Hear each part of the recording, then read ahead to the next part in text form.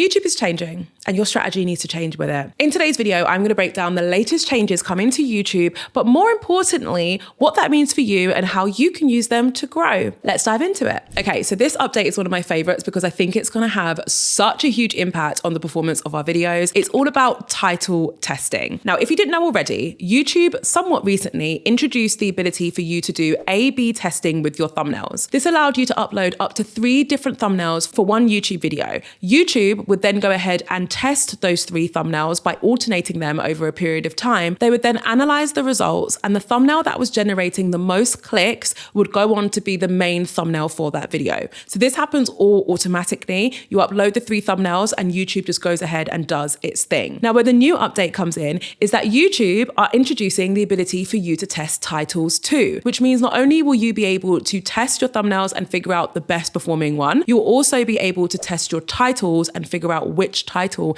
will get you the most clicks. This is a big deal because your title and your thumbnail are adverts for your video. If you nail those, you will get a healthy click-through rate. And if you get a healthy click-through rate, your video is more likely to be picked up and pushed by YouTube's algorithm. Now, I don't want to go too deep into YouTube's algorithm and how it all works because I will be here for hours. Instead, for those of you who really want to learn more about the YouTube algorithm, I'm going to point you in direction to this video. It's an interview with the Vice President of Engineering at YouTube, aka the algorithm guy, aka Christos Goodrow. His team are the ones responsible for building and maintaining YouTube's algorithm. So let me tell you right now, that is the only video on this entire platform that you should watch if you want to understand how YouTube's algorithm works. Now, there are so many different ways that you can approach using this new tool. For a lot of us, our default will be just to come up with 3 random titles and just see which one performs best. But I urge you to think about this a little bit more strategically. What I think we should do is to test 3 different types of titles. The first type of title will be one with an emotional hook, such as, I tried this so that you don't have to. The second type is one that has a curiosity gap in it. For example, what happens if you put a tiger and a bear in a small space for a long period of time? It's not one of the best examples I've came up with on the spot, but you catch my drift. And the third type should be a descriptive title, such as, watch me try on every new piece in H&M's summer line. There's no emotion there. There's no curiosity gap in there. It's just factually describing what happens in the video, right? What I want you to do and what I'll be doing is using the title testing feature to test out those 3 different types of titles. I'm then going to keep track of the kind of title that seems to get the best results. So is it that my titles with the emotional hook seem to get better results? Or maybe it's my factual titles that get better results? Or maybe it's the ones with a curiosity gap in them. I'm going to track these for a few months, and I'm willing to bet that the results will clearly tell me the type of title that performs best for my YouTube videos. What I can then do, really going deep here, guys, I can then change another variable, right? So then I can change the tone or maybe the format of the title. Maybe I compare capitalizing some words for effect versus not capitalizing them. I'm just going to continuously make these micro changes to my titles and track them over a period of time. And I'm willing to bet that in a year's time, I will have a surefire format for what titles perform best for my channel. That is the strategic, albeit a bit long-winded, way to really utilize this new feature. Like, if you really want to get ahead of people, like, that's what you should be doing. The next new feature that will help you grow your YouTube channel is voice replies. Now, this one's been around for a couple of months, but I feel like it's been kept on the down low and not everyone knows about them. But most creators are now able to respond to comments under their videos with a voice note. Crazy. You might be wondering, how is this going to help you grow? Well, a key part of growing your YouTube channel is establishing a thriving community. So these are the people who are quick to watch your videos as soon as they go live. They comment under your videos quite often. They respond to other comments under your videos. That is what a healthy community looks like. And when you have a healthy community, your videos perform better. They are more likely to share your channel with others, which helps you reach more people. And generally, it will help your standing in the algorithm because you tend to get more engagement under your content. Now, the reason why I'm explaining all of this is because a key element of building your community is responding to comments. And now you're able to do that by leaving a voice memo, which is far more personal than leaving a normal comment. Now, I spoke to some of the top creators in the world at an event where YouTube was talking about this feature. And it was really interesting because they were sharing insights as to how they plan on using this voice reply feature on their own channel. For example, some people were saying that they're going to use the voice reply to respond to questions that are lengthy because they feel like if someone's taking the time out to write a lengthy comment, comment, it can often show that they care and they're committed to their channel, and therefore they want to reward that effort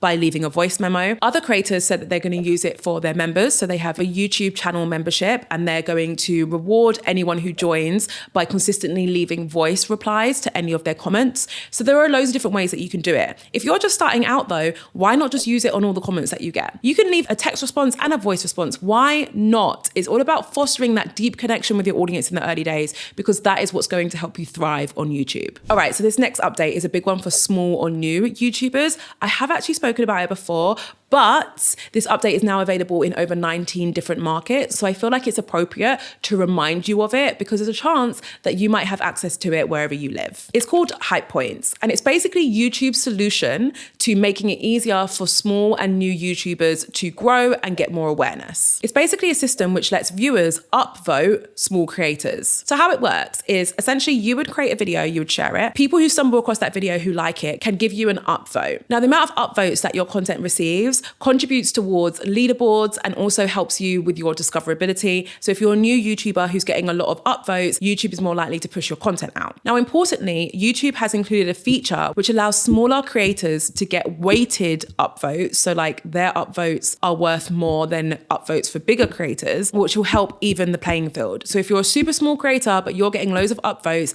that could be worth just as much as someone who's twice your size getting the same amount of upvotes. Do you see what I mean? It's basically like a merit-based recommendation boost. It's how I imagine likes used to be back in the day.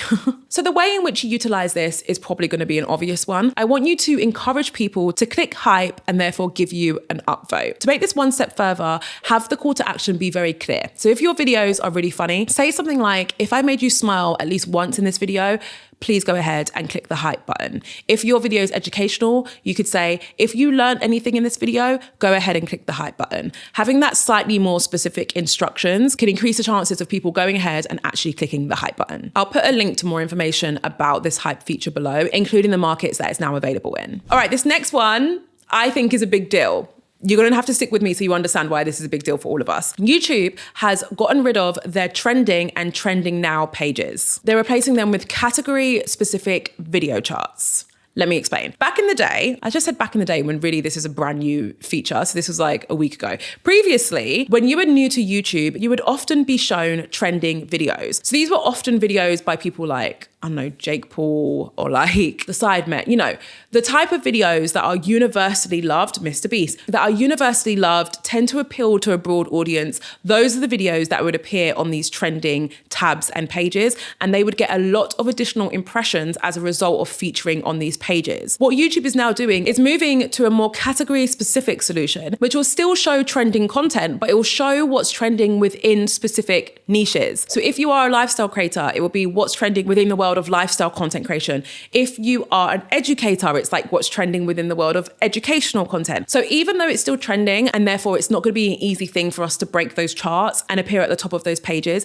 it does give creators like myself and maybe like you the opportunity to appear on those pages. Because let me tell you now, there is no way my videos would have previously appeared on the trending pages. There is no way. I'm a very specific niche over here, right? So there's absolutely no way. This whole update reflects a shift towards niche virality, which is basically when like trending content happens within small segments of people rather than globally. I truly think it's a more accurate reflection of how people consume content nowadays. Now, I do obviously have a tip of how you can leverage this to grow. And the tip isn't going to be like, just try and trend within your niche, because obviously that is going to be very difficult. The tip is for you to pay attention to what content is trending within your niche. This is going to be a rich area of research for all of us, because it's going to tell us what type of content within our niche is performing really well. We could take learnings from it. It is worth saying that you should always take inspiration rather than imitate content, but it is a great place for you to get inspiration on what's truly, truly trending within your niche. Also, I know there'll be people listening being like, I don't have a niche. Even if you don't have a niche, you will hopefully still have an audience that you speak to regularly. So like lifestyle vloggers that I mentioned, that's not necessarily a specific niche, but it is still a type of content that will hopefully be reflected in these charts. The next update is all about a crackdown on inauthentic content. Now, this caused quite the stir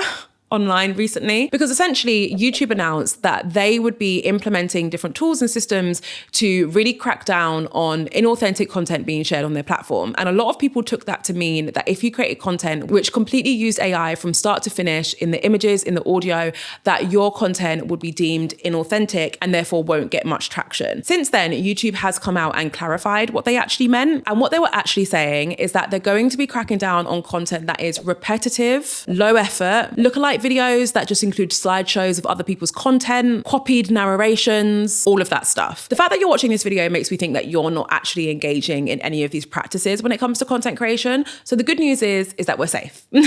However, if you are someone who just finds other people's content and just completely copies it and creates something that's low effort and shares it to YouTube, just know that there's now a chance that that will not be eligible for monetization and that it won't be pushed out by YouTube's algorithm. Let's move on to the final update and talk about how this update can help you grow. This update is called the Ask Studio Bot. Now, this isn't actually out yet, but I wanted to include it because this is one of the biggest updates that could help us in our future career. So YouTube are testing Ask Studio, which is essentially an AI assistant for analytics and channel advice. So there's a chance that at the moment, in order for you to understand how your content is performing, you're heading to the analytics tab, you're exporting different data, you're looking at all these spreadsheets, which is great. I want you to continue to do that. But in the future, you might be able to just use a chatbot integrated into YouTube Studio to understand how your content is performing. It will combine performance summaries, future ideas, and even comment trends in one interface. The comment trends I'm really, really excited for because that essentially is AI searching through all of your comments and telling you what people are asking for the most. If you are a creator like me who has over 500 videos on their channel, which are still receiving comments to this day, a feature like that would be a game changer. Let's talk about the tips though, because I got some good ones for this. If/when this becomes available to us, I want you to go beyond asking your new chatbot friend basic questions. We don't want to be like, hey, how's my video performing? Like we can see that. There are cards, by the way, those sections that you see on YouTube Studio, those little boxes, they're called cards. There are cards that do that for us already. We want to get, I was going to say our money's worth, but we don't pay for this.